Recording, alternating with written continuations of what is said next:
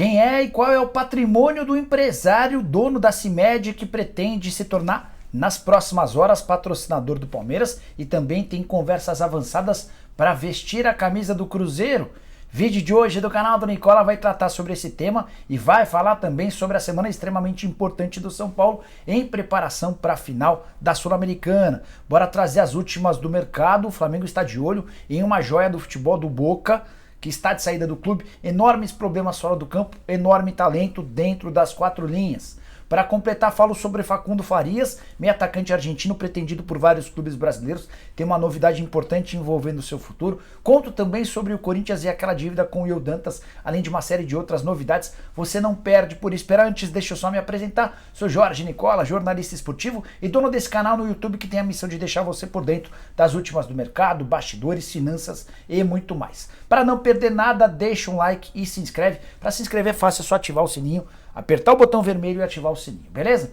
Bora contar que todo esse conteúdo é um oferecimento de Aposta Ganha, site de apostas esportivas que me dá a maior sorte. E nessa terça-feira tem um monte de jogo de amistoso entre seleções pelo mundo, que você pode se dar super bem. Tem, por exemplo, Brasil e Tunísia. Queria destacar outros confrontos, Argentina e Jamaica, México e Colômbia agora, também na terça-feira, aí jogo valendo. Tem confrontos da Nations League, que é aquele torneio criado pela UEFA para seleções europeias, com destaque para Portugal e Espanha. Dá uma olhada nas cotações desse jogo. Vitória de Portugal paga R$ 2,41, empate pagando R$ 3,41 e a vitória da Espanha paga R$ 3,30, confronto que decide o classificado para a fase de mata-mata. Tem ainda em campo a Sérvia e a Suíça, dois adversários da seleção na fase de grupos. Terça-feira bem legal para você apostar. Na Aposta Ganha é mais fácil ainda. Pega o link que eu vou deixar no comentário fixo ou aponta seu telefone celular pro QR Code que já está aparecendo na tela, faz seu cadastro e sai apostando, beleza? Bora começar o vídeo com o tradicional giro de notícias e a primeira informação é de que a torcida do Flamengo esgotou em menos de 5 horas todos os ingressos disponíveis para a final da Copa do Brasil, partida marcada só para 19 de outubro no Maracanã. Foram 55 mil ingressos comercializados, o restante, que inclui ingressos para torcedores do Corinthians, gratuidades, além de camarotes e cativas, serão vendidos posteriormente. O que chama atenção, além da velocidade com que esses ingressos foram comercializados, é que o Corinthians, que faz o jogo da ida em casa, ainda nem divulgou qualquer detalhe a respeito do esquema de vendas para o confronto do dia 12 de outubro. Seguindo com o giro de notícias, contar que o Diego Ribas, meio atacante que vive últimas semanas do contrato com o Flamengo, ele vai deixar o clube no fim da temporada, foi curtir o dia de folga lá em Santos ao lado do Robinho. Ele postou uma foto depois deles praticarem futevôlei e a foto rendeu muitas cornetadas ao Diego, tudo por causa da condenação contra o ex-jogador do Santos, no caso o Robinho. Para completar, bora falar sobre o Tite, que confirmou que deve usar o Pedro em alguns minutos do confronto contra a Tunísia, amistoso da tarde dessa terça-feira. O Tite já disse que o Pedro não será titular, mas que independentemente do que ele fizer ou não nessa partida, há chance boa dele jogar a Copa. A frase é a seguinte, abre aspas: mas nós sabemos todos nós sabemos do que o Pedro é capaz. Não serão 10 minutos a mais ou a menos que vão mudar, fecha aspas. Para fechar o giro de notícias, queria contar sobre o Grêmio. Ferreirinha, atacante que tem enfrentado enormes dificuldades físicas, passou por mais um exame que constatou que a lesão na coxa ainda não está cicatrizada. Dessa maneira, ele não enfrenta o Sampaio Corrêa, jogo na sexta-feira que pode assegurar o título de forma antecipada para o Cruzeiro na Série B.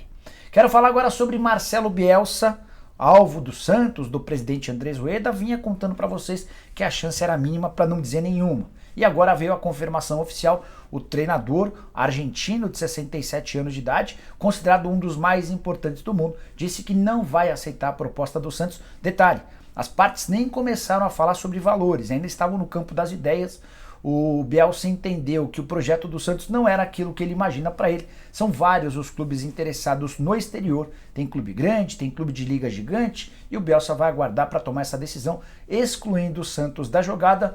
Imagino eu que tenha sido um grande balão de ensaio dos santistas para evitar uma série de críticas. Time que vem num momento ruim no Campeonato Brasileiro, que recentemente renovou o contrato do Camacho e até por isso ouviu várias críticas.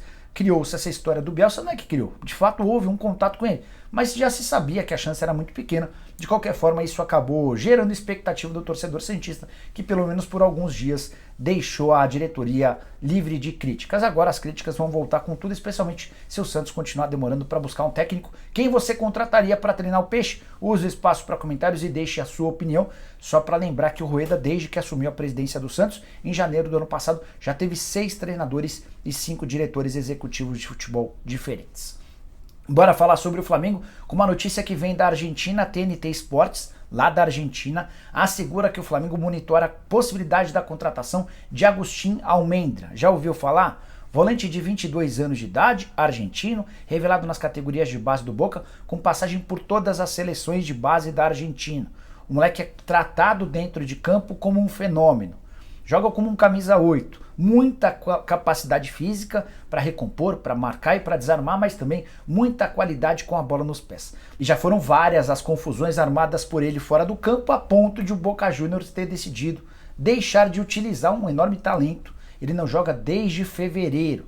O contrato se encerra em junho de 2023. O Almendra já deixou claro que não tem a intenção de renovar o contrato, e é nesse contexto que o Flamengo aparece como uma alternativa, seja para contratá-lo de graça na metade do ano que vem ou para pagar uma pequena compensação financeira para contratar o Almendra na virada do ano. Seria o substituto dos sonhos para João Gomes, atleta super cobiçado por clubes grandes do futebol europeu. Antes de gravar o vídeo, conversei com uma pessoa, um argentino que conhece a fundo o Almendra, e ele disse a seguinte frase, abre aspas: dentro de campo é um jogador de primeiro nível mundial, fora dele só quer saber de bagunça, fecha aspas.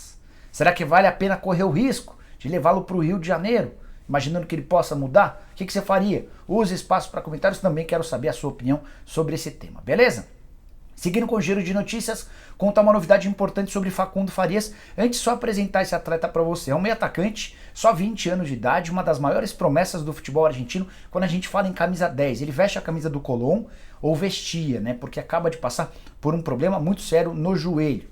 Antes, só para contextualizar, Palmeiras, Vasco, Botafogo, o Porto de Portugal, o Red Bull Bragantino foram alguns dos clubes que buscaram informação, e mais do que isso, que abriram negociação. O Red Bull Bragantino e o Palmeiras tentaram o Facundo Farias durante semanas, e o Colón resistiu à possibilidade de vendê-lo. Pois bem, o Facundo Farias nos últimos dias tinha negociações bem avançadas com um grupo de investimento inglês, que estava disposto a pagar entre 10 e 12 milhões de dólares para contratá-lo e colocá-lo logo de cara em um clube do exterior.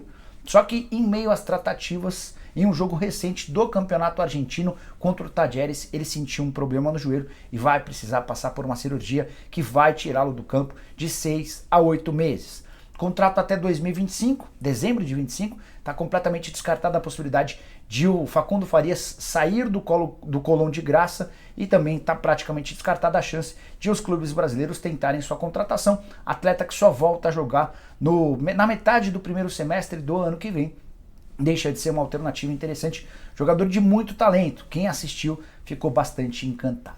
Bora mudar de assunto e falar sobre a CIMED e o patrocinador Alviverde. Curiosidade, você já ouviu falar sobre João Adib? Esse cara é o proprietário da CIMED, ele é o CEO e o dono da CIMED, que é a 4ª maior indústria farmacêutica no Brasil. O CIMED é conhecido no mundo esportivo, já foi piloto da Stock Car, a família dele é super tradicional nesse ramo da indústria farmacêutica.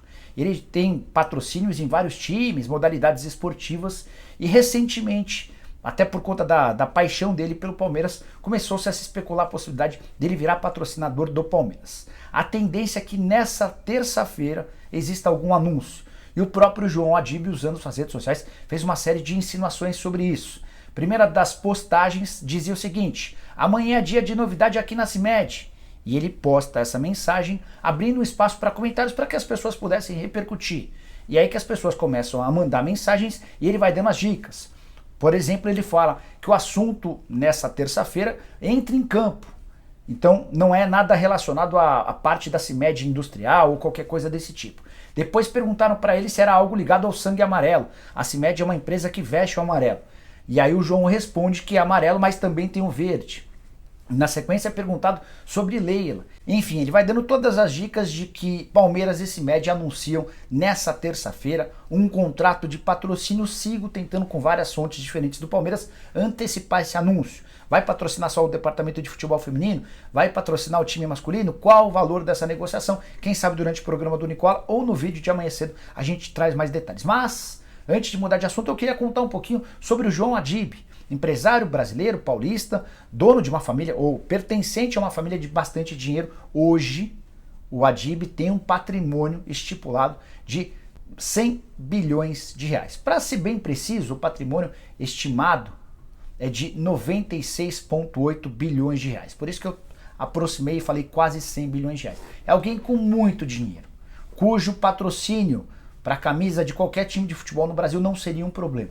E é nesse contexto que o João também tem conversas avançadas com o Ronaldo Fenômeno para transformar sua marca em patrocinadora do Cruzeiro a partir da próxima temporada. Alguém que imagino vai ser bastante importante no futebol, até porque já tem primeiro expertise profissional, depois brasileiro, disposto a fazer sua marca avançar. Vamos aguardar cenas dos próximos capítulos, mas acho que torcedores do Palmeiras e do Cruzeiro terão novidades importantes muito em breve. Bora fechar o vídeo para falar a respeito do Corinthians. Contei para vocês que o Will Dantas andava bravo com os dirigentes do Corinthians, tudo porque em março de 2020 o Pedrinho foi vendido para o Benfica e ele teria direito a 6 milhões de euros.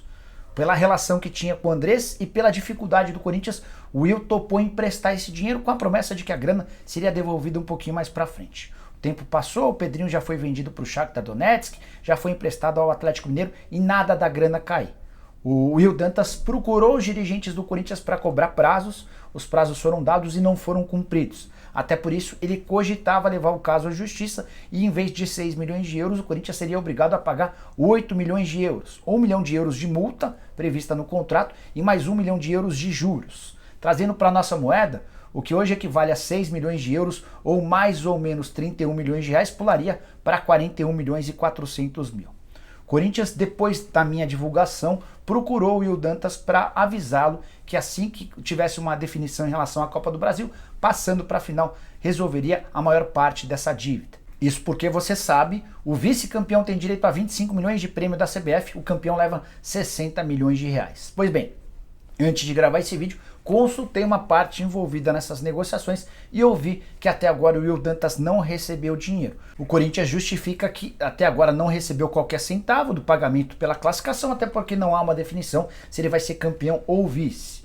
E o Will Dantas deve esperar pelo menos mais algumas semanas antes de levar o caso à justiça. A curiosidade é que vários advogados têm procurado o representante do Pedrinho, sugerindo que ele vá à justiça com a possibilidade de arrancar muito mais do que os 8 milhões de euros previstos. E você, tá preocupado com essa história? Usa o espaço para comentários para dizer o que você pensa a respeito de mais essa confusão envolvendo o Corinthians e dívidas. A gente volta um pouco mais tarde com o programa do Nicola. A gente tem também vídeos assim que surgirem qualquer novidade. Só queria pedir para vocês deixarem like, se inscreverem no canal, aquela coisa toda. Abraço, tchau!